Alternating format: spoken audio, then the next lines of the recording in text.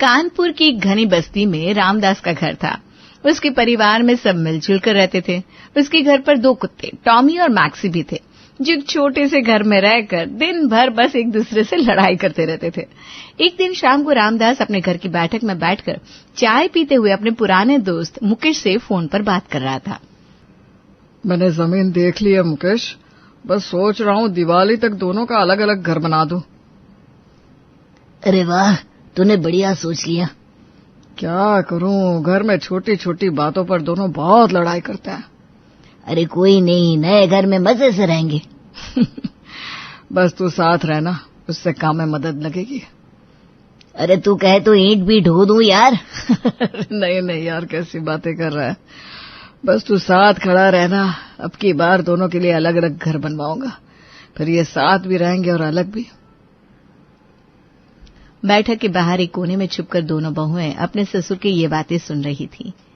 ये सुनकर दोनों के चेहरों पर जैसे चमक आ गई। रजनी की आंखों में आंसू थे, लेकिन खुशी के। पायल का चेहरा जैसे पहली बार खुलकर मुस्कुराया। सुन रही हो पायल, पापा जी हमारे लिए अलग अलग घर बनवा रहे हैं। ये सब सुनकर मेरे तो रोंगटे खड़े हो गए। दीदी, क्या वाकई में अब हमें अपनी मर्जी की जिंदगी मिलेगी? हाँ जरूर। मैंने तो सोचा था उम्र भर समझौता करके ही रहना पड़ेगा, लेकिन अब तो लग रहा है जैसे सच में नई सुबह होने वाली है। दोनों वहीं खड़ी सपने सजाने लगी। मैं ना एक छोटी सी बालकनी चाहती हूँ बस, और मुझे वो कोना चाहिए जहां मैं अपनी मनपसंद मूर्तियां रख सकूं। अरे चलो चलकर जल्दी से सबको बताते हैं। रुको दीदी, पहले मैं बताऊंगी। नहीं, मैं बड़ी हूँ, पहले मैं बताऊंगी। ठीक है, जल्दी चलो। अब वो दोनों सीधा हॉल में आदम की। वहां पहले से ही मालती, विमल, मोहित, महक और सोनू बैठे थे और सब साथ में टीवी देख रहे थे। तभी बहुओं की तेज आवाज ने सबका ध्यान अपनी तरफ खींच लिया। सुनो सुनो साहब, पता है मम्मी जी, बहुत बड़ी खुशखबरी है। अच्छा, कांग्रेचुलेशंस पायल भाभी, मैं दोबारा बुआ बनने वाली हूँ ना? अरे नहीं महक, ऐसा कुछ नहीं है। तो फिर? पापा जी मेरे और दीदी के लिए अलग अलग घर बनवा रहे हैं। अरे ये क्या कह रही हो तुम दोनों? ये सच है माँ जी। बैठक में पापा जी मुकेश अंकल से कह रहे थे 2 घर बनवाने हैं, एक मेरे लिए, एक पायल के लिए। अब रजनी और पायल दोनों मिलकर सबको समझाने लगे। पापा ने हमें तो अब तक ऐसा कुछ नहीं बताया, और उनके पास ये सब करने के पैसे कहाँ से आए? हाँ भैया, यही तो मैं सोच रहा था। अरे वो पापा के रिटायरमेंट पर जो पैसे बचे होंगे ना, वही होंगे। हाँ, पर वो ये घर बनवाने में खर्च हो गए थे ना। लेकिन फिर भी भैया, पापा ने अपनी पूरी कमाई थोड़ी ना खर्च की होगी, बचा कर रखे होंगे पैसे। मुझे पक्का तो पता नहीं, पर शायद कुछ पैसे तो होंगे उनके पास। पापा ने मुझसे तो एक बार पूछा तक नहीं, मैं तो उनकी लाडली बेटी हूँ। अरे तू अपनी छोड़, मैं तो उनकी बीवी हूँ। जब मुझे नहीं पता तो तुझे कहाँ से पता होगा। सब चौंके हुए एक दूसरे की तरफ देख रहे थे। तभी टॉमी आया और उसने जूते में रखा सोनू का मोजा निकाल दिया। ये देखकर मैक्सी उसके पीछे भागा और फिर उसके पीछे सोनू मोजा लेने के लिए दौड़ा। लेकिन तभी मालती चिंता से बोली, बिना बताए इतना बड़ा फैसला, कहीं कोई गलतफहमी तो नहीं हुई तुम दोनों को? नहीं मम्मी जी, पापा जी ने साफ साफ कहा था, वो ये हम सबकी खुशी के लिए कर रहे हैं। और तो और पापा जी ये तक कह रहे थे कि वो हमको सरप्राइज देना चाहते हैं, लेकिन हमारी चालाकी किसी की छिप नहीं सका। पापा के इस फैसले से तो पूरा घर ही सरप्राइज हो गया। मैं भी अब अपना कमरा डिजाइन करूंगी, और मैं अपना कमरा हल्के बैंगनी रंग से पेंट करवाऊंगी। अब घर का माहौल पूरी तरह बदल गया। जहां पहले हर बात पर बहस होती थी, अब सबकी आंखों में 2 नए घरों का सपना दिखने लगा। सबको लगा जैसे जिंदगी उन्हें एक और मौका दे रही है। अब सब अपने अपने ख्याली पुलाव बुनने में लग गए। मैं तो कहता हूँ घर में होम थिएटर होना चाहिए, ताकि शाम को सब मिलकर एक साथ मूवी देख सके। और मुझे साउंड प्रूफ स्टडी रूम चाहिए, और एक बुक शेल्फ जिसमें मैं अपनी ऑफिस की इम्पोर्टेंट फाइल रख सकूं। और मेरी अलमारी बड़ी और लाइट वाली होगी, उसमें मैं अपना म्यूजिक सिस्टम रखूंगी। दादी, मैं अपने और टॉमी मैक्सी के लिए अलग बेड बनवाऊंगा। मैं तो सोच रही हूँ एक वेंटिलेटेड किचन बनवाऊं जिसमें हर सुबह धूप आए। और मुझे अपने लिए एक कोना चाहिए जिसमें मेरी पूजा के लिए खुली जगह हो। अब घर में सबके अंदर 2-2 नए घर बनने का एक नया जोश था। मोहित और पायल की शादी को अभी 2 ही साल हुए थे। दोनों ने पुराने कमरे को संवार कर उसमें रहना शुरू किया था। एक रात दोनों अपने कमरे में सो रहे थे, तभी अरे यार मोहित, फिर से ये बेड? क्या हुआ पायल, तुम डर क्यों गई? देखो ना, हमारा बेड कितना पुराना हो चुका है। सोते टाइम जरा भी करवट बदलो तो इसके चरमराने की ऐसी आवाज आती है मानो क्या? मानो यमराज लेने आ गए हो। मुझे नया बेड चाहिए। अरे लेकिन अभी तो इसी पर सोना होगा ना, कल बात करेंगे इस बारे में। ना, मुझे अभी चाहिए नया बेड। अरे बाबू सो जाओ ना प्लीज, कल पक्का नया बेड लेने चलेंगे बस। मोहित के समझाने पर पायल उसकी बात मानकर सो जाती है। अब अगले दिन मोहित को याद नहीं रहता और वो बेड नहीं लाता। उधर उसके बेड की हालत अब इतनी खराब हो चुकी थी कि हर रात उसके चरमराने की आवाज से उन दोनों की नींद टूट जाती थी और बेड की लकड़ी जगह जगह से उखड़ने लगी थी। अगली सुबह, अरे यार पायल, अब ये बेड बिल्कुल जवाब दे चुका है। हर सुबह कमर दर्द के साथ उठता हूँ, नया बेड लेना ही पड़ेगा। अब आया तुम्हें समझ? लेकिन हमें बहुत महंगा बेड नहीं लेना चाहिए, घर में खर्चे पहले से ही बहुत हो रहे हैं। अरे यार, जब पापा घर बनवा ही रहे हैं तो थोड़ा और खर्चा सही। हम EMI करवा लेंगे, धीरे धीरे भर देंगे। जब जरूरत पड़ेगी तो पापा हेल्प भी कर देंगे। ठीक है, तो फिर आज शोरूम चलते हैं। चलो जल्दी से तैयार हो जाओ। दोनों फर्नीचर के एक बड़े शोरूम में पहुंचे। वहां उन्हें एक लग्जरी, मजबूत और आरामदायक बेड पसंद आ गया। दोनों ने आपस में बात की। क्या पायल, कैसा लगा ये बेड? यार बेड तो सच में बहुत लग्जरी है, लेकिन बहुत महंगा होगा ना? कोई ना यार, EMI बनवा लेंगे। अब शोरूम के मैनेजर से थोड़ी बातचीत के बाद उन्होंने बेड EMI पर खरीद लिया। अब घर पर बेड आते ही सबका चेहरा खिल उठा। सब उस बेड को देखते हुए बोले, अरे वाह पायल, इतना खूबसूरत बेड, ये तो राजा महाराजाओं जैसा लग रहा है। वाह भाभी, अब तो तुम सच में रानी बन गई। हाँ ये तो है। चाची, आज से मैं आपके साथ सोऊंगा, मैं भी इस बेड के मजे लूंगा। नहीं बेटा, अभी पहले इसको शिफ्ट तो होने दे। अब जैसे ही सब बेड के पास आए तभी टॉमी और मैक्सी बेड के पास आकर उसे सूंघने लगे। फिर दोनों ने मौका लगते ही बेड के अगल बगल साइड पर टॉयलेट कर दी और सबके चिल्लाने पर भौंकते हुए बाहर भाग गए। ये देखकर महक हंसते हुए बोली, लो भाभी, आपके बेड का उद्घाटन हो गया। इन कुत्तों ने मेरा खून पी रखा है, जहां देखो वहां टॉयलेट कर देते हैं। अब मुझे इस नए बेड को पानी डालकर धोना पड़ेगा। केवल पानी से काम नहीं चलेगा बहू, गंगा जल भी मिलाकर छिड़क देना। नया बेड है, आखिर शुद्धि जरूरी है इसकी। अरे कुछ नहीं होगा, ये ले, मैंने पानी डाल दिया। अब कुछ दिन बाद विमल अपनी पुरानी अल्टो गाड़ी को लेकर परेशान था, क्योंकि हर 2 महीने बाद उसकी सर्विसिंग पर हजारों रुपए का खर्चा होने के बावजूद उसकी कार सही से चल नहीं रही थी। एक दिन रजनी और विमल कार से बाजार जाने वाले थे और कार स्टार्ट नहीं हो रही थी। तभी, रजनी अब बस हुआ, ये गाड़ी तो स्टार्ट होने का नाम ही नहीं ले रही, बस पैसे पी रही है। अरे तो अब क्या करेंगे? सोच रहा हूँ एक नई गाड़ी ले लूं।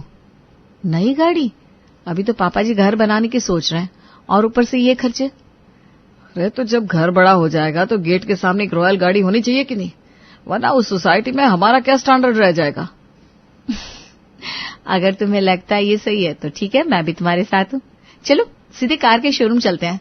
ये हुई ना बात। दोनों एक बड़ी SUV देखने के लिए बड़े से शोरूम में पहुंचते हैं। रजनी जैसे ही शोरूम में इधर उधर देखती है तो एक चमचमाती कार पर उसकी नजर टिक जाती है। बस यही चाहिए हमें, स्टाइल, स्पेस सब परफेक्ट है इस कार में।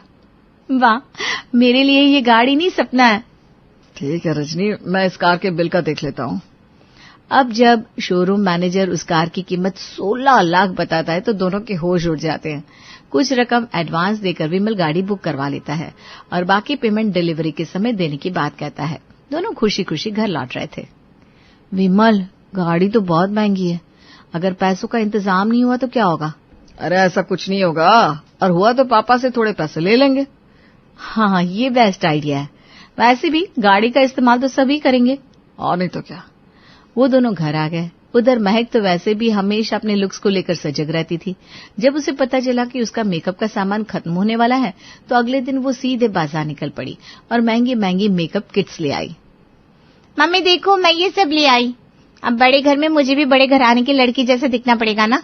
हाँ बिल्कुल, और मैं अभी पीछे नहीं रहने वाली, मुझे कल किचन का सामान लाना है। हाँ मम्मी जी, ये सामान भी लाना है। ठीक है, ले आऊंगी। मालती भी बाजार से किचन के लिए स्टाइलिश और महंगे सामान का ढेर लेकर आ गई। अब अगले दिन कुछ न कुछ नया सामान घर में आता रहता था, कभी पर्दे, कभी लाइट्स, कभी फर्नीचर। ये सब देखकर पड़ोसियों के बीच कानाफूसी शुरू हो गई। पता नहीं ये रामदास की फैमिली को क्या खजाना मिल गया है, अब इनके घर रोज कुछ नया आता है। लगता है कोई जैकपॉट या लॉटरी लगी इन सबकी। मैंने सुना है इन्होंने अपने पुरखों की जमीन बेची है, उसी पर सब ऐश कर रहे हैं।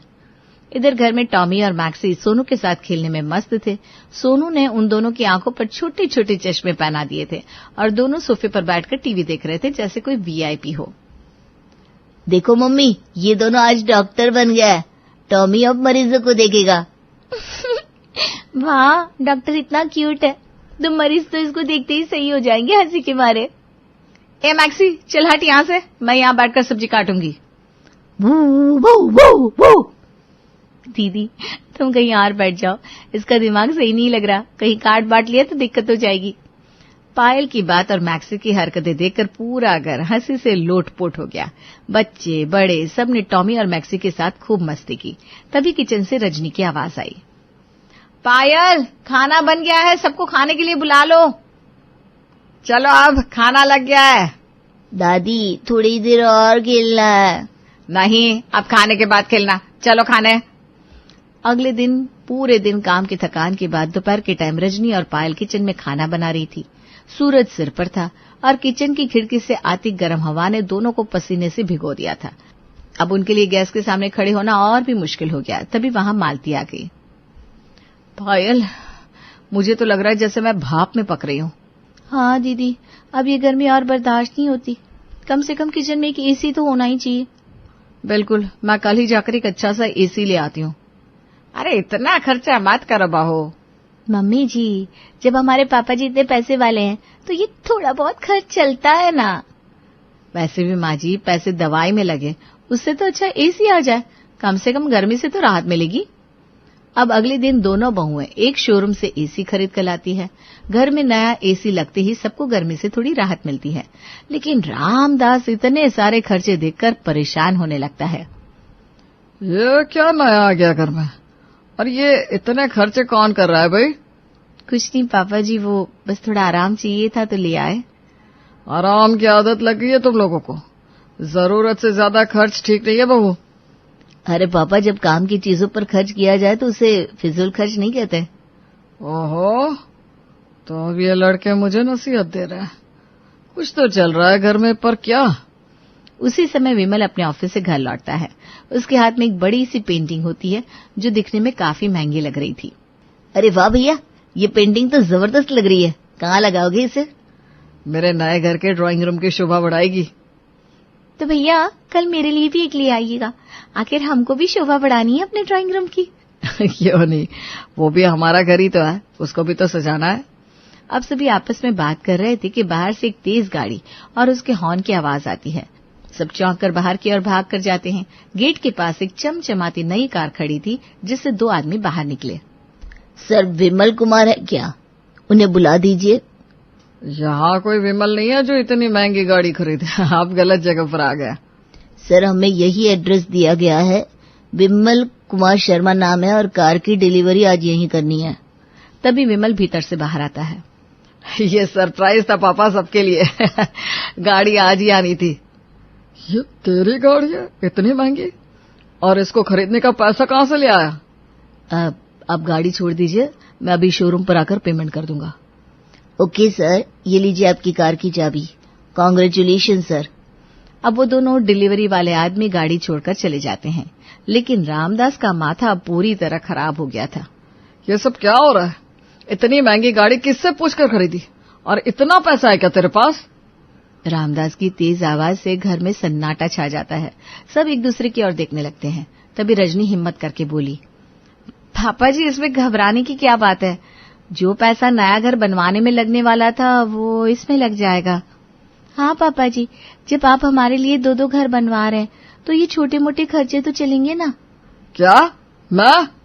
हाँ पापा जी, अब नया घर होगा तो स्टैंडर्ड भी तो हाई होना चाहिए ना, वरना क्या मुंह दिखाएंगे हम अपने पड़ोसियों को। अरे चुप रहो सब। रामदास अब पूरी तरह झल्ला चुका था। किसने कह दिया कि मैं तुम्हारे लिए 2-2 घर बनवा रहा हूँ? मेरे पास इतना पैसा नहीं है। ये सुनकर सभी चौंक गए। माहौल एकदम गंभीर हो गया। लेकिन उस दिन आप ही ने तो कहा था घर बनवाएंगे हमारे लिए 2-2, ताकि दोनों में झगड़ा ना हो और घर का माहौल खराब ना हो। हाँ पापा जी, मैंने भी आपको फोन पर ये बातें करते सुना था। अरे बेवकूफो, मैं कुत्तों के लिए घर बनवाने की बात कर रहा था, टॉमी और मैक्सी के लिए। ये दोनों एक ही जगह रहकर आपस में लड़ते हैं, इसलिए उनके लिए 2 घर बनवाने वाला था। ये सुनकर तो सबको सदमा सा लग गया। कोई कुछ बोल ही नहीं पाता। सिर्फ टॉमी और मैक्सी ही वहीं बरामदे में सोनू की गेंद के साथ खेल रहे थे। देखो पापा, टॉमी और मैक्सी की पूंछ पकड़ ली। अब देखो ये भागेगा। इतनी बड़ी गलतफहमी और इतना बड़ा खर्चा। अब बेड और एसी की ईएमआई का क्या होगा? कैसे भरेंगे? लेकिन पापा, अब तो गाड़ी आ गई, पैसे भरने ही पड़ेंगे। अब जो किया है उसका अंजाम भी तुम लोग खुद भुगतो। मैं रिटायर्ड आदमी हूँ, मेरे पास कुछ नहीं बचा। जो मिला था ये घर बनवाने में खर्च हो गया। सबके चेहरे पर अफसोस, शर्म और चिंता के भाव थे। टॉमी और मैक्सी अब भी उछलते कूदते खेल रहे थे, जैसे उन्हें इस पूरे ड्रामे से कोई लेना देना ना हो। बुरा फंस गया मैं तो। कल जाकर कार शोरूम वालों को वापस दे आऊंगा, वरना ये घर बेचना पड़ेगा। हाँ भैया, लेकिन बेड और एसी अब वापस नहीं हो सकते, उनका खर्चा तो भरना पड़ेगा। भरोगे ही, वरना इस मोहल्ले में तुम्हारा स्टैंडर्ड जमीन पर आ जाएगा। ये सुनते ही सबके चेहरे शर्म से झुक जाते हैं। उषा का झुकाव हमेशा से अपने बेटे शशि की ओर रहता है। बचपन से ही वो हमेशा शशि को हर चीज में निशा से पहले प्रेफरेंस देती। निशा की शादी हो जाती है और एक रोज निशा के ससुराल जाने के लिए शशि कुछ मिठाइयाँ लेकर आता है। मिठाइयाँ देखकर उसका मन ललचाने लगता है। माँ, बर्फी देखकर तो मुझसे रहा ही नहीं जा रहा। मन तो करता है खा लूं, लेकिन दीदी के यहाँ फिर देने में अच्छा नहीं लगेगा ना। अरे क्यों अच्छा नहीं लगेगा? ऐसे क्या दिक्कत है? अरे तू खा ले बेटा, अपना मन मत मार। बर्फी घर में ही रख लेते हैं, खा। हर बार तो उसे भेजते ही है 5 तरह की मिठाई, इस बार 4 तरह की मिठाई चली जाएगी तो कुछ बिगड़ नहीं जाएगा। तुम ठीक कहती हो माँ, मैं खा ही लेता हूँ, वरना मैं कभी नहीं खाता। शशि उषा के प्यार का फायदा उठाता है और उसके प्यार की आड़ में बहुत कुछ करता है, लेकिन बेटे के प्यार की पट्टी उषा को कुछ देखने ही नहीं देती। दिन बीतने लगते हैं। वक्त के साथ साथ शशि की भी शादी हो जाती है। अपने इकलौते भाई की शादी पर भी निशा को कुछ भी नहीं मिलता। माँ, दीदी को शादी के नाम का कुछ अच्छा खासा देना होगा। आपको पता है ना, शादी में पहले इतना खर्च हो गया है, अब मैं कहाँ से कुछ दीदी को दे पाऊंगा। अरे बेटा, कुछ देने की जरूरत नहीं है। उसकी शादी पर मैंने कम नहीं दिया था, ऊपर से उसके ससुराल वाले पैसे वाले हैं। अरे उसे किसी चीज की क्या जरूरत है? तू चिंता मत कर बच्चा। प्रिया का ससुराल में पहला दिन अच्छा रहता है और उसी दिन निशा भी अपने ससुराल के लिए जाने लगती है। निशा, तुझे तो पता है ना, तेरे भाई का भी अच्छा खासा खर्चा हो गया है, तो मैंने ही उससे कह दिया कि निशा को कुछ देने की चिंता मत कर। वो कौन सी बार की है? वैसे भी उसे किसी भी चीज की कोई कमी है क्या? हाँ मम्मी, कोई बात नहीं। निशा अपने ससुराल चली जाती है और मन ही मन सोचती है, बेटी होना पाप है। मम्मी हमेशा शशि का ही पक्ष लेती है, आज भी उसी की तरफ से बोल रही थी। ये तक नहीं सोचा कि मेरे मन पर क्या बीतेगी। उषा का झुकाव अब प्रिया की ओर भी हो जाता है। सब कुछ सही चलता है। शादी के बाद प्रिया हनीमून पर कहीं नहीं जा पाती। एक रोज प्रिया शशि से कहती है, शशि एक बात बताओ, मम्मी जी अब हमेशा हमारे साथ ही रहेंगी क्या? हाँ, तो माँ कहाँ जाएगी? इस तरह तो हमारा घूमना फिरना मुश्किल हो जाएगा। तो माँ को दीदी के पास क्यों नहीं छोड़ आते हो जब हम घूमने जाते हैं? हाँ, ये बात भी सही है। हमारा खर्चा ही क्यों लगे? लेकिन हाँ, मम्मी जी को दीदी के पास भेजने से पहले पेंशन के पैसे उनसे ले लेना, कहीं वो दीदी को ना दे दे। अरे मेरी माँ पैसे किसी को नहीं देने वाली, उनकी जान मेरे में ही अटकी है। मुझे ये आइडिया क्यों नहीं आया कि कहीं जाओ तो दीदी के पास माँ को छोड़ दो, कुछ दिन का खर्चा बचेगा। एक रोज प्रिया उषा से कहती है, मम्मी जी आपका मन भी नहीं लगता होगा ना, एक ही जगह पर कोई कितना रहेगा? हाँ ये बात तो है बहू, लेकिन जाओ भी तो कहाँ, कोई जगह भी तो होनी चाहिए। क्यों, है ना दीदी का घर, आप वहां जा सकती हैं और अपने नाती के साथ खेल भी सकती हैं। अरे हाँ, ये तो मैंने सोचा ही नहीं। अभी गर्मी की छुट्टियां भी है, इसी बहाने बच्चों के पास चली जाती हूँ। निशा से भी मुलाकात हो जाएगी और मेरा मन भी बहल जाएगा। प्रिया मन ही मन सोचती है, मम्मी जी खुद ही दीदी के पास चली जाएगी और कुछ वक्त मैं शशि के साथ बिता पाऊंगी, वरना जब से आई हूं ये मेरी छाती पर मूंग दल रही है। उधर उषा निशा को फोन करके कहती है, बेटा मन नहीं लग रहा है, बहुत दिन हो गए तुझे देखे हुए, तू आ जाती तो थोड़ा मन लग जाता। मम्मी अभी मेरा आना तो थोड़ा मुश्किल होगा, आप एक काम क्यों नहीं करती, आप ही आ जाओ ना। मैं बेटा? हाँ मम्मी आप आ जाओ, मिलना भी हो जाएगा और आपकी भी जगह चेंज हो जाएगी। वैसे आपका नाती रोज आपको याद कर लेता है। ठीक है बेटा, कल की गाड़ी से ही आती हूँ। उषा अगले दिन ही निशा के घर चली जाती है। उषा के जाने से शशि और प्रिया बहुत खुश हो जाते हैं। शशि प्रिया से कहता है, वाह मेरी जान, तुमने तो कमाल कर दिया। माँ चली गई दीदी के घर, इसी तरह वो हर महीने चली जाए तो कैसा रहेगा? बहुत अच्छा रहेगा, लेकिन वो जाएगी तब ना, मम्मी जी नहीं जाने वाली। अरे माँ नहीं जाएगी वो बात सही है, लेकिन माँ का बेटा उन्हें कैसी पट्टी पढ़ाकर कैसे ना कैसे भेज ही देगा। तुम बस देखती जाओ, तिल और तिल की धार। प्रिया शशि की ओर देखकर मुस्कुराती है। निशा और कुणाल उषा के आने से बहुत खुश हो जाते हैं। कुणाल कहता है, मम्मी जी ये भी तो आप ही का घर है, आपका जब दिल करे आ जाया करो, इतना सोचने की जरूरत नहीं है। हाँ दामाद जी। करीब 1 महीना उषा निशा के पास रहती है। वापस जाते वक्त निशा उषा से कहती है, मम्मी कोई कमी होगी तो बता देना, जब भी तुम्हारा मन होगा चलिए आना। हाँ कहाँ बेटा, रोज रोज मुझे शशि आने के लिए हाँ कहेगा। तुझे पता है ना वो मुझसे कितना प्यार करता है, थोड़ा भी मुझे कुछ होता है तो वो बौखला जाता है। निशा उषा से कुछ नहीं कहती, वो मन ही मन सोचती है, मम्मी की आंखों की पट्टी कभी नहीं हट सकती। उषा वापस अपने घर शशि और प्रिया के पास चली जाती है। उषा को देखते ही प्रिया के चेहरे का रंग उड़ जाता है। मम्मी जी आप आ गई? मैंने तो सोचा था आप अभी वहीं रहेगी, तो मैं भी अपने मायके जाकर आ जाऊंगी। अरे कोई बात नहीं बहू, तू अभी चली जा। मम्मी जी अभी हम चले जाएंगे तो आप अकेली हो जाएंगी ना, शशि भी तो मेरे साथ आएंगे। अरे बहू कोई बात नहीं, मुझे आदत है, तुम आराम से जाओ। हाँ ठीक है मम्मी जी। मुझे अपने खर्चे की चिंता है, बूढ़ी तेरी नहीं। दिन बीतने लगते हैं। प्रिया और शशि प्रिया के मायके चले जाते हैं। इधर उषा अकेली रहती है। तब शशि दिमाग लगाकर निशा को फ़ोन करके कहता है, दीदी अब क्या बताऊँ तुम्हें, मुझे तो यहाँ एक दिन भी चैन नहीं मिल पा रहा है। माँ वहाँ अकेली है, मेरा तो कलेजा मुंह को आ रहा है, उनकी ही चिंता लगी रहती है। काश मेरा भी एक भाई होता तो मैं निश्चिंत होकर माँ को उसके पास छोड़ाता। अरे पागल, ऐसी बात थी तो तू माँ को मेरे ही पास छोड़ देता। दीदी तुम्हारे पास छोड़ने में ठीक नहीं लगता ना, तुम क्या सोचोगी कि मैं माँ को रख नहीं सकता हूँ?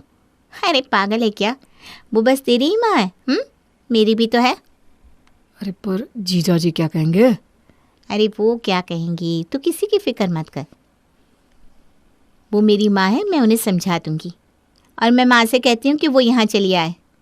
अरे दीदी अभी रहने दो, हम परसों आ ही जाएंगे। अगले महीने मैं और प्रिया लक्षद्वीप जा रहे हैं, तब तुम्हारे यहाँ माँ को छोड़ दूंगा। अच्छा चल ठीक है। कैसी लगी मेरी एक्टिंग? जबरदस्त। ये मेरी ही संगति का असर है जनाब। 4 साल साथ में रहने के बाद तुम ये भी नहीं सीखते तो बेकार था। अरे अब तुम देखना मैं हर महीने माँ को कैसे 15 दिन के लिए दीदी के पास छोड़ आता हूँ। प्रिया शशि की ओर प्यार भरी आंखों से देखने लगती है। 2 दिन बाद दोनों वापस आ जाते हैं। शशि उषा से कहता है, माँ तुम्हें अकेले दिक्कत हो रही होगी ना, मुझे मन तो बिल्कुल नहीं था जाने का, लेकिन क्या करता, प्रिया का मायके जाना भी ज़रूरी था। अरे बेटा तुम मेरे लिए इतना सोचता तो है, अब मुझे कोई दिक्कत नहीं, सच में। माँ अभी इस महीने बहुत खर्च हो गया है, मैं क्या कह रहा था कि तुम्हारी पेंशन आ गई हो तो मुझे ज़रूरत थी। अरे बेटा ये भी कोई बोलने वाली बात है, ये ले पैसे। अरे मेरा सब तेरा ही तो है पगले। तुम बहुत अच्छी हो माँ। शशि बस उषा को बहला फुसला कर अपना काम निकलवाता रहता। दिन बीतने लगते हैं और उसी तरह अगला महीना आ जाता है। 15 दिन अपने पास रखने के बाद शशि निशा को फ़ोन करता है। दीदी, कल मैं और प्रिया लक्षद्वीप निकल रहे हैं, माँ को तुम्हारे पास भेज देता हूँ। हाँ भाई, तू आराम से घूमने जा, माँ को भेज दे। माँ, तुम अपनी पैकिंग कर लो, मैं तुम्हें ट्रेन में बिठा देता हूँ। अरे पर मैं कहाँ जा रही हूँ? दीदी के पास। यहाँ अकेली बोर हो जाओगी तुम, ऊपर से इतनी गर्मी है। आराम से दीदी के यहाँ एसी में मज़े से रहना। हाँ ठीक है बोल रहा है तू। ठीक है, पैकिंग कर लेती हूँ। शशि उषा को निशा के यहाँ जाने वाली ट्रेन में बिठा देता है और आराम से अगले दिन प्रिया के साथ घूमने निकल जाता है। यहाँ निशा उषा को किसी भी चीज़ की कमी नहीं होने देती। उषा को किसी भी चीज़ की ज़रूरत पड़ने से पहले उसे वो सामान लाकर दे देती। एक रोज़ रात के खाने पर जब सब बैठे थे तो आम देखकर वंश कहता है, मम्मी पहले नानी को आम दो, उसके बाद ही मैं खाऊंगा। हाँ बेटा, नानी को दे रही हूँ मैं। वंश की बात सुनकर उषा कहती है, वंश बिना शशि पे गया है। घर में कुछ भी चीज़ आती तो पहले मुझसे कहता है, मम्मी पहले तुम खा लो। जी मम्मी जी। उषा हर बात पर शशि की तारीफ करती रहती। ठीक 15 दिन बाद शशि और प्रिया वापस आ जाते हैं और उषा भी अपने घर चली जाती है। अब हर महीने 15 दिन उषा शशि के पास रहती और अगले 15 दिन निशा के पास रहती। एक दिन उषा शशि से कहती है, अब तो रोज़ मेरा आना जाना लगा रहता है, इतना तो मैंने कभी तुम्हारे पापा के सामने भी ट्रैवल नहीं किया। मम्मी, इसी बहाने तुम्हारा मन भी तो लगा रहता है, वंश के साथ तुम्हें भी तो अच्छा लगता होगा ना। हाँ वो तो है बेटा। उधर निशा को कुछ गड़बड़ लगने लगता है। मुझे क्यों ऐसा लग रहा है कि शशि के दिमाग में कुछ चल रहा है जिसे मैं समझ नहीं पा रही हूँ। मम्मी को कुछ कहना बेकार होगा, वो तो अपने बेटे के बारे में कुछ सुनना ही नहीं चाहती। फिर जैसे ही उषा को रखने की पारी निशा की आती है, निशा खुशी खुशी अपनी माँ को अपने पास रखती है। एक दिन निशा उषा से कहती है, मम्मी मैं बोल रही थी कि तुम जो बार बार आती जाती हो, इससे तुम्हें बहुत दिक्कत होती होगी ना, आना जाना पैकिंग ये सब। तुम हमारे साथ ही रह जाओ ना। शशि की नई नई शादी हुई है, वो बार बार कहीं ना कहीं आता जाता है। 1 साल के लिए तुम यहीं रह जाओ। अरे बेटा, मैं कैसे रह सकती हूँ यहाँ? उस घर से तेरे पापा की यादें जुड़ी है और शशि की देखरेख भी तो करनी पड़ती है। प्रिया को उतना खाना पीना बनाना नहीं आता ना। मेरा बेटा क्या खाएगा? ठीक है मम्मी, जैसा तुम्हें सही लगे। दिन बीतने लगते हैं। देखते ही देखते 15 दिन बीत जाते हैं और उषा का वापस अपने घर जाने का वक्त हो जाता है। निशा, मेरे ट्रेन का खाना बना दे बेटा, रात की गाड़ी में चली जाऊंगी। रुक जाओ मम्मी, पहले मैं शशि से बात कर लेती हूँ। निशा शशि को फ़ोन करके कहती है, मम्मी को भेज दूँ क्या? तुम और प्रिया आ गए हो तो। दीदी आ तो गया हूँ मैं, लेकिन अभी तुम ना मम्मी को अपने पास ही रखो। हाँ, आराम करे मम्मी, वहाँ यहाँ आते ही ना वो काम में लग जाती है। निशा जिद करके उषा को रोक लेती है, लेकिन जैसे ही 10 दिन पार होते हैं उषा अपने घर जाने की जिद करने लगती है और निशा को बिना बताए अपने घर चली जाती है। इधर निशा को जैसे ही पता चलता है कि उषा चली गई है, वो शशि को कॉल करती है। मम्मी चली गई शशि, अब तुम देख लेना। हाँ दीदी, तुम 10 दिन भी नहीं रख पाई मम्मी को? अरे क्यों आने दिया उनको? कल मैं ऑफिस से मनाली जा रहा था ना। अरे मैं क्या करूं, मम्मी मुझे बिना बताए ही चली गई। मम्मी को तुम्हारी चिंता लगी रहती है भैया, मैं क्या करूं? शशि पूरा चिड़चिड़ा जाता है। इधर निशा सोचती है, शशि मम्मी को मेरे पास ही छोड़ देना चाहता है। उसके इरादे अब मुझे समझ में आ रहे हैं, लेकिन मम्मी नहीं समझ रही। उसका असली चेहरा मुझे मम्मी के सामने लाना ही होगा। निशा कुणाल को सब कुछ बता देती है और उससे कहती है, कुणाल, तुम अपने किसी दोस्त से कहो ना कि हमारे घर को खरीदने का ऑफर शशि को दे, जिससे शशि उसे बेचने की जिद में लग जाएगा। हाँ, वैसे मेरा एक फ्रेंड है जिसका रियल एस्टेट का ही काम है, मैं उसको कहता हूँ। इधर उषा भी घर पहुंच जाती है। उसको देखते ही शशि वापस से उषा की चापलूसी करने लगता है। माँ, अच्छा हुआ तुम आ गई, मुझे ना तुम्हारी बहुत याद आ रही थी। दीदी को मैंने कहा भी तुम्हें भेजने के लिए, लेकिन दीदी ने कहा वंश और जीजू का मन लगा रहेगा आपके होने से। उषा शशि के चेहरे पर हाथ फिराती है। अरे बेटा, मैं भी नहीं रह सकती तुझे छोड़कर। ये ले पैसे रख, तुझे काम आएंगे। चल मैं तेरे लिए ना तेरी पसंद के मूंग दाल के चीले बनाती हूँ। हाँ माँ, वैसे भी तुम्हारे हाथ का खाना खाए बहुत दिन हो गया है। उषा शशि के लिए चीले बनाती है और सब मिलकर खाते हैं। एक हफ्ते बाद शशि को बिल्डर का कॉल आता है। शशि जी, मैंने सुना है आपका घर काफ़ी बड़ा है और बाजार के बीचों बीच है। हाँ बिल्कुल, मेरे पापा ने बहुत शौक से बनवाया था। लेकिन आप क्यों पूछ रहे हैं? क्योंकि मैं आपके घर को खरीदना चाहता हूँ। पूरे 2 करोड़ देने को तैयार हूँ। क्या बोलते हो? 2 करोड़? मुझे ये डील मंजूर है जी। ठीक है, कल मिलते हैं। शशि अगले दिन बिल्डर से मिलता है और उससे 50,000 एडवांस भी ले लेता है। ठीक है, मैं बेचने के पेपर पर माँ के साइन करवा कर आपको दे देता हूँ। आप पैसे रेडी रखना। पैसे रेडी है जी। शशि घर बेचने के पेपर बनवाने में लग जाता है और अगले दिन उषा को पेपर देकर कहता है, मम्मी इस पर साइन कर दो ज़रा। साइन तो मैं कर दूं बेटा, लेकिन ये किस चीज़ के पेपर है? ये घर के पेपर है जिसमें लिखा है कि हम ये घर बेच रहे हैं। क्या? तेरा दिमाग तो ठीक है ना? ये तेरे पापा की आखिरी निशानी है। उन्होंने बहुत मेहनत से इस घर को बनवाया है। मैं इसे किसी भी कीमत पर नहीं बेचने वाली हूँ। माँ 2 करोड़ मिल रहे हैं। 2 करोड़ कोई छोटी रकम नहीं होती। अरे 2 करोड़ क्या, कोई 200 करोड़ भी देगा तो भी मैं ये घर नहीं बेचने वाली। माँ, तुम साइन कर रही हो या नहीं? नहीं करूँगी, कभी भी नहीं करूँगी, चाहे जो भी हो जाए।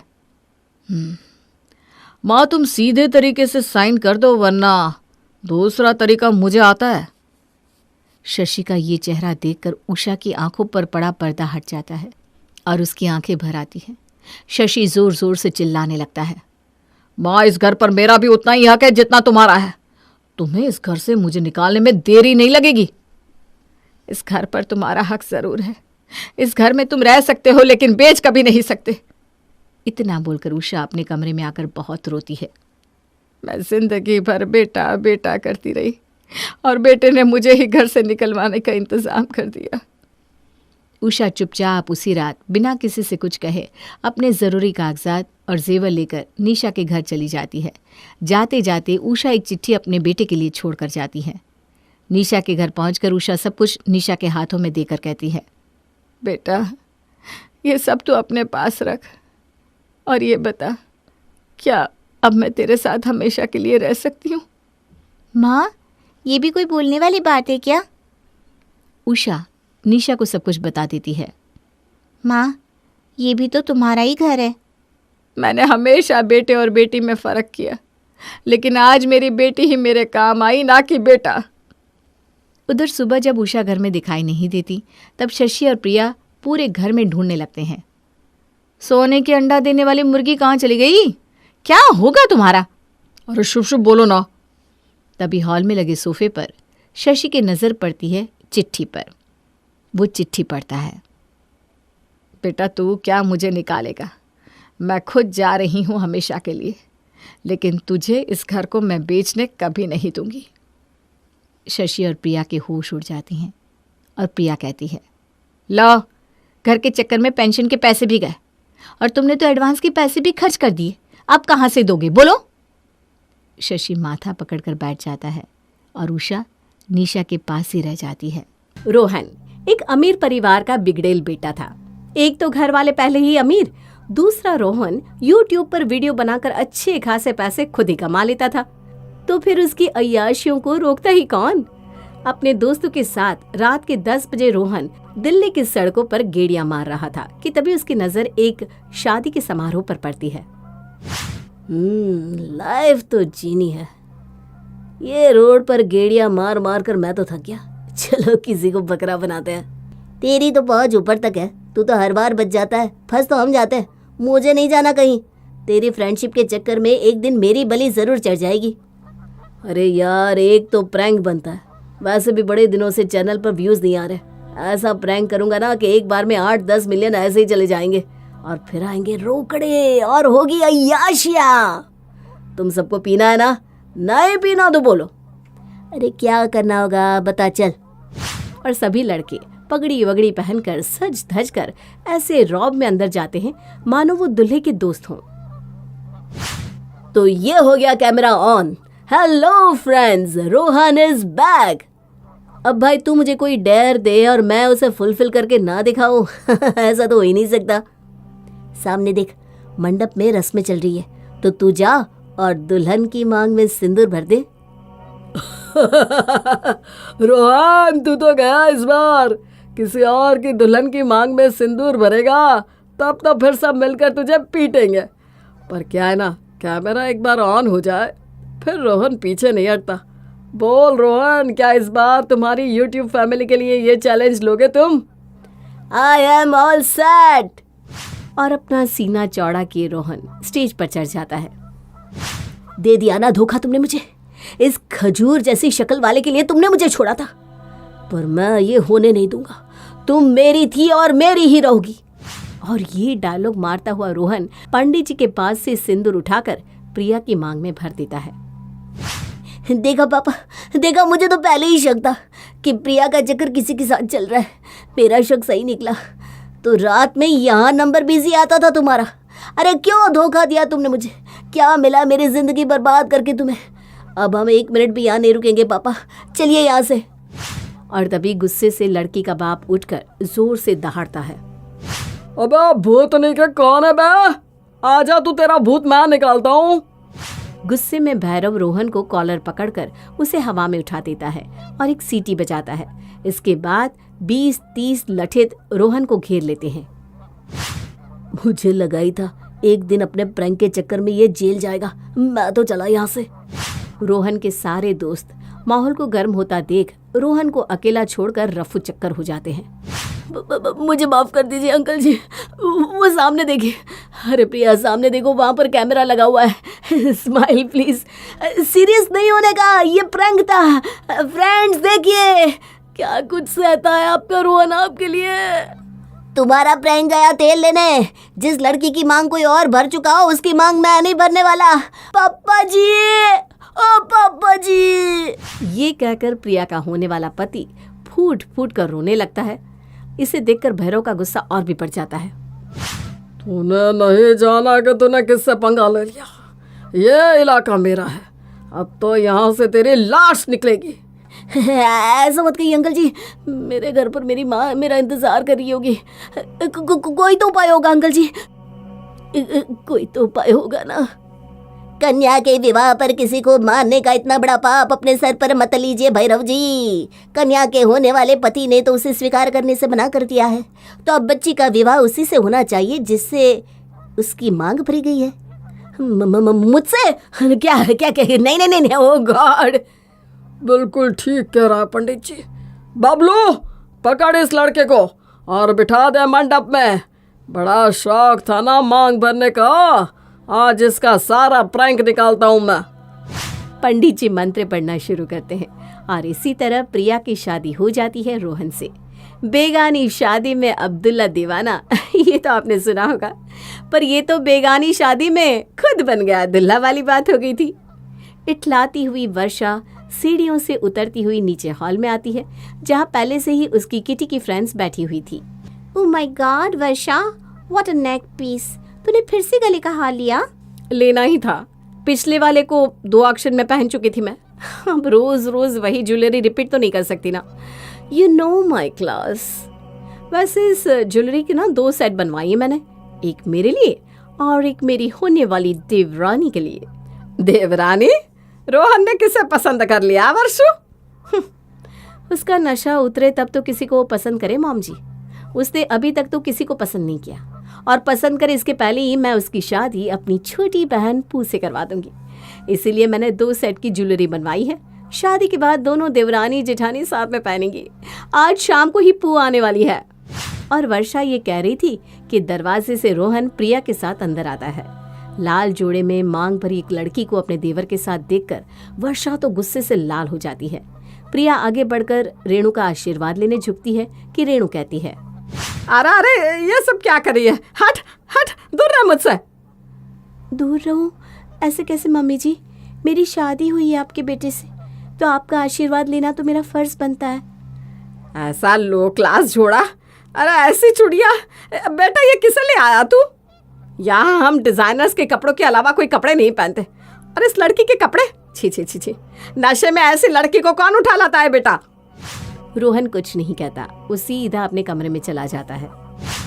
जा वर्षा, नया नेकलेस का सेट लेकर आ जो तूने बनाया है अपनी देवरानी के लिए। और वर्षा का मजाक बनाती उसकी सहेलियां वहां से चली जाती हैं। कुछ देर बाद वर्षा अपनी सास के कमरे में जाती है। ये सब क्या है मॉम जी? अब तो कुछ करो आप। अरे पता नहीं क्या खिलाया है इस लड़की ने रोहन को, जो उसने उसके साथ शादी कर ली। अरे जिस लड़के को कोई रिझा ना सकी उसे प्रिया ने रिझाया, पर कैसे? मतलब अब यही इस घर की छोटी बहू रहेगी? No no no no no no, मेरी देवरानी तो पू ही बनेगी मॉम जी। इस लड़की को यहाँ से निकालने में आपको मेरी मदद करनी ही होगी। और प्रिया को अपने घर से निकालने के लिए दोनों सास बहू हाथ मिला लेती हैं। रात को प्रिया के कमरे में, अरे यहाँ आ रही हो तुम? मेरे बिस्तर पर कोई भी सोए मुझे पसंद नहीं है। वैसे भी ना मैं होश में नहीं हूँ। हाथ पैर चला दूंगा तो लग जाएगी तुम्हें, फिर तुम्हारे पापा कहेंगे मेरी बेटी को मार दिया। फिलहाल तुम नशे में हो तो एक बात जरूर बोलूंगी। तुम्हें पता है मैं बिल्कुल भी उस खजूर जैसी शक्ल के लड़के से शादी नहीं करना चाहती थी। देखा नहीं कैसे मंडप में फूट फूट कर रो रहा था? मुझे तो तुम्हारे जैसा लड़का पसंद था, पर पापा को अपनी मर्जी चलानी थी। पर किस्मत तो देखो, मंडप में ही दूल्हा बदल गया। अब होश में आते ही तुम सारी बातें भूल जाओगे। तुम्हें चढ़ी हुई है तो तुम्हारा नशा मैं उतार देती हूँ। किचन में जाकर प्रिया नींबू पानी बनाकर लाती है और रोहन को पिलाती है। नींबू पानी पीने के बाद रोहन लगातार उल्टियाँ करता जाता है और 2 घंटे प्रिया उसकी पीठ सहलाती रहती है। अब जाकर कुछ अच्छा लग रहा है। तुम अपने पापा जैसे नहीं हो प्रिया। धीरे धीरे चलता हुआ रोहन हॉल की ओर जाता है और बाहर सोफे पर ही सो जाता है। प्रिया अकेली अपने कमरे में बिस्तर पर सो रही थी कि उसी वक्त वर्षा चुपके से उसके कमरे में जाती है और पिंजरे से बड़े बड़े चूहे प्रिया के कमरे में छोड़कर कमरा बाहर से बंद कर देती है। अब इस लड़की को पता चलेगा कि इस घर में आकर कितनी बड़ी भूल की है इसने। पता क्या चलेगा मम्मी जी, बस 10 मिनट रुक जाओ, चीखने की आवाज आने ही वाली है अंदर से। इस प्रिया ने क्या सोचा था, इतने बड़े घर के लड़के को फंसाकर आराम से शादी करके अपनी पूरी जिंदगी बिताएगी? पागल समझा है क्या हमें? अपनी आखिरी रात इस घर में एंजॉय कर लो प्रिया, कल सुबह तो तुम्हें टट्टा बाय बाय करना ही है। दोनों सास बहू काफी देर अंदर से चिल्लाने की आवाज का इंतजार करती रहती है, पर अंदर से कोई आवाज नहीं आती और प्रिया के कमरे के दरवाजे के बाहर ही वर्षा और रेणु की आंख लग जाती है। अगली सुबह, मम्मी जी उठिए, मेरे कमरे के बाहर क्या कर रही हैं आप? तू अपने कमरे से बाहर कैसे आई? दरवाजा तो बाहर से बंद था, और तू सलामत कैसे है? दरवाजा बंद हुआ तो क्या हुआ मम्मी जी, इतनी बड़ी खिड़की तो है और मैं तो नेशनल लेवल एथलीट हूँ, खुद कूद कर बाहर आ गई। वैसे आपको पता है कल मुझे क्या मिला? मेरे कमरे में 4 बड़े बड़े चूहे मिले। आपको क्या बताऊं कि चूहे मुझे कितने प्यारे हैं। हॉल में एक्वेरियम के बगल में उन चारों का छोटा सा घर बनाकर रखा है मैंने। कितने खुश है मेरे बच्चे, जाकर देखो तो एक बार। क्या? हाँ भाभी, चूहे सांप बिच्छू ये सब ना मुझे बहुत पसंद है। 2 साल फॉरेस्ट में काम किया है मैंने। तो आदत है इन्हें हैंडल करने की। अरे भाई, और क्या क्या किया है तुमने? अगर आप मेरे साथ वक्त ही नहीं बिताओगे मम्मी जी, तो आपको कैसे पता चलेगा कि आपकी बहू को क्या क्या आता है? रेणु को तो कुछ समझ में नहीं आता। वो तो अपने कमरे में जाने लगती है कि उसी वक्त चूहे उस पर छलांग लगा देते हैं और रेणु चीखती चिल्लाती हुई पूरे घर में इधर उधर भागने लगती है। कुछ देर बाद नहा धोकर रोहन अपने कमरे में आता है, जहां वो देखता है कि उसके लिए कमरे में एक दूध का ग्लास रखा हुआ है। दूध का ग्लास? मेरी सुबह तो नशे से होती है। सिर्फ दूध का ग्लास नहीं है, काजू किशमिश भी है बेड पर। तुम्हारे कपड़े भी निकाल कर रखे हैं। आज तुम्हें वीडियो बनाना था ना? मेरी जिंदगी में जहर घोलकर मुझे दूध पिला रही हो? अगर मुझे डर दोगे तो ज्यादा लाइक्स आ जाएगी। वैसे बाकी जैसी तुम्हारी मर्जी। और दूसरी तरफ देखता हुआ मुस्कुराता हुआ रोहन दूध का ग्लास लेकर कमरे से बाहर चला जाता है। जहां धीरे धीरे रोहन और प्रिया के बीच बातें शुरू होने लगी थी, वहीं दूसरी तरफ रेणु और वर्षा प्रिया की जान की दुश्मन बनी बैठी थी। सीढ़ियों पर अच्छे से तेल डाल दिया है ना मॉम जी? अरे 5वें नंबर की सीढ़ी पर तेल डाला हुआ है। जैसे ही तेरी प्यारी देवरानी छत पर चढ़ेगी फिर कहीं चढ़ने लायक ही नहीं रहेगी। तो तू ना उससे ढंग से बात कर और उसे छत पर जाने को बोल दे। और प्लान के मुताबिक वर्षा प्रिया के पास किचन में जाकर उसे कहती है, कितने दिन नाराजगी रखेंगे हम? अब देवर जी तो तुम्हें ले आए हैं, तो देवरानी तो हमें मानना ही पड़ेगा तुम्हें। आज माने या कल? तो आज ही मान लीजिए ना भाभी। नहीं माना होता तो तुम्हारे पास तुमसे बात करने नहीं आती मैं। अच्छा तुम जाओ छत से कपड़े उतार कर ले आओ, ये सब्जी तब तक मैं देख लेती हूँ। उछलती हुई प्रिया छत पर जाकर कपड़े उतार कर ले भी आती है। हैं? ये गिरी कैसे नहीं? मम्मी जी से एक काम नहीं होता, पता नहीं तेल डाला भी था कि नहीं। वर्षा गुस्से में अपनी सास के कमरे में जाती है और उनसे कहती है, कितना अच्छा मौका था हमारे पास मम्मी जी, कितना अच्छा उपाय निकाला था मैंने। नहीं गलती तो मेरी हो गई जो ये काम मैंने आप पर छोड़ दिया। आप तो आराम करने चली गई। इतना सा काम था मॉम जी, कितनी बार समझाया आपको कि तेल सीढ़ी पर डालना है, पर नहीं, आपसे वो भी नहीं हुआ। अरे नहीं गिरी प्रिया, आराम से किचन में उछल उछल कर प्रेम के लिए डिनर बना रही है। अरे चुप भी हो जा, क्या गवारों की तरह बोलती जा रही है। तुझ पर भी ना प्रिया का असर आ गया है। मैंने तेल डाला था सीढ़ी पर, पता नहीं वो गिरी कैसे नहीं। सच सच बताइए मॉम जी, आपने तेल डाला था क्या? अरे तुझे विश्वास नहीं होता ना, चल तू मेरे साथ चल। रेणु वर्षा का हाथ पकड़कर सीढ़ियों के पास ले जाती है। कहाँ है तेल? इन्हीं सीढ़ियों से तो वो मटकती हुई ऊपर गई और मटकती हुई नीचे आ गई। कैसे गई जरा दिखा तो। ओके, मैं ही आपको चढ़कर दिखाती हूँ।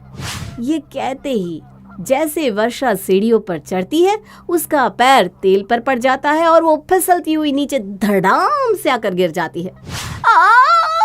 बचाओ, हाय मेरी कमर। प्रिया भागते हुए आती है और वर्षा को उठाती है। ये छत की सीढ़ियों पर तेल किसने डाल दिया? सत्यानाश हो जाए उसका। तुम भी तो छत से आई थी प्रिया, तुम कैसे नहीं गिरी? लॉन्ग जंप आता है मुझे भाभी। मैं आपकी तरह एक एक सीढ़ियों पर पैर रखकर कहाँ चल रही थी। एक बार मैं 4-5 सीधी छलांग के ऊपर चढ़ रही थी। हो सकता है मेरा पैर जिस सीढ़ी पर पड़ा हो उसमें तेल ना गिरा हो। और यहाँ फिर दोनों सास बहू प्रिया से मात खा जाती हैं। पर रेणु और वर्षा इतनी जल्दी हार मानने वालों में से नहीं थी। किचन में जब प्रिया खाना बना रही थी, ये अच्छा मौका है मम्मी जी, एक बार प्रिया को सबकी थाली परोसने दीजिए। उसकी सब्जी में ऐसा जमाल गोटा मिलाऊंगी कि बाथरूम जाते जाते परेशान हो जाएगी बेचारी। कुछ देर बाद प्रिया जैसे ही सबको खाना परोसती है, रेणु कहती है, अरे बहू एक पापड़ तो सेक कर ला दे मेरे लिए। प्रिया जैसे ही उठकर पापड़ सेकने जाती है, उसकी प्लेट में रखी सब्जी की कटोरी में वर्षा जमाल गोटा मिला देती है। जैसे ही किचन से प्रिया वापस आती है, खाना तो लाजवाब लग रहा है प्रिया, चलो जल्दी से खाना शुरू करो।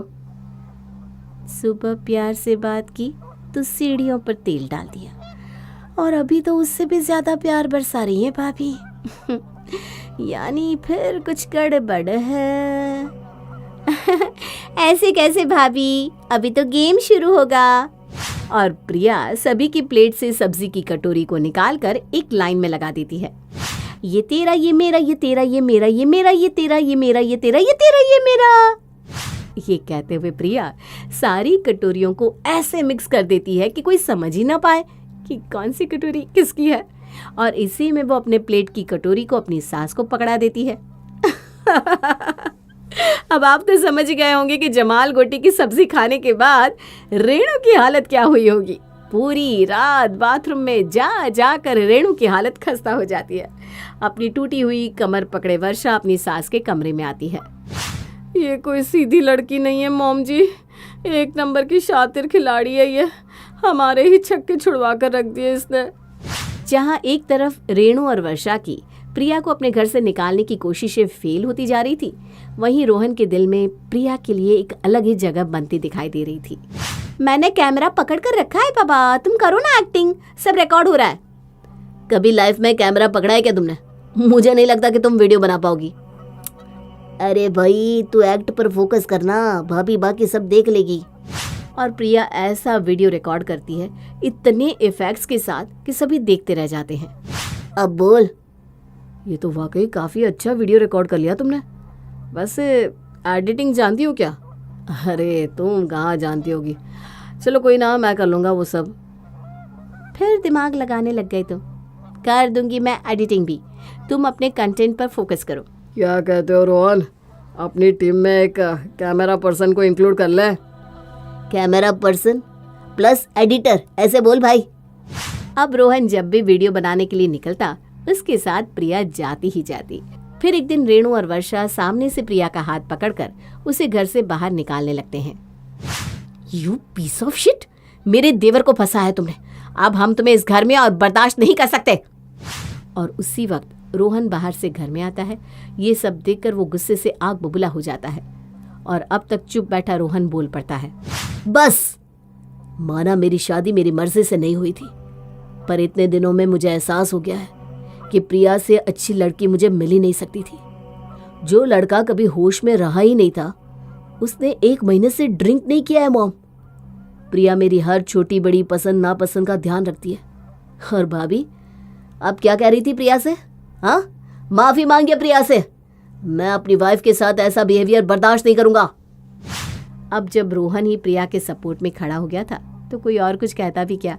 और कुछ इस तरह रोहन को मिल जाती है प्रिया और प्रिया को अपना अनएक्सपेक्टेड ससुराल।